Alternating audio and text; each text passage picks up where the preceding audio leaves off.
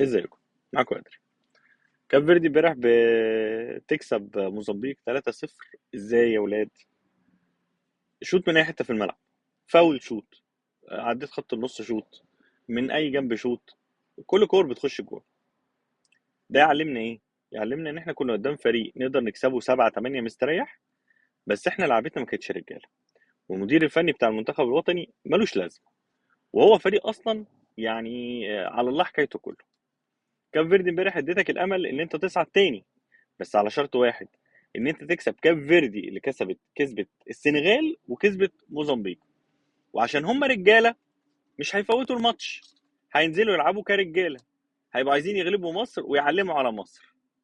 فاما نشوف الناس اللي معانا دي هتبقى رجاله ولا مش رجاله. اتمنى بعد حرقه الدم اللي عملتوها للناس كلها تطلعوا رجاله. صباح الفل.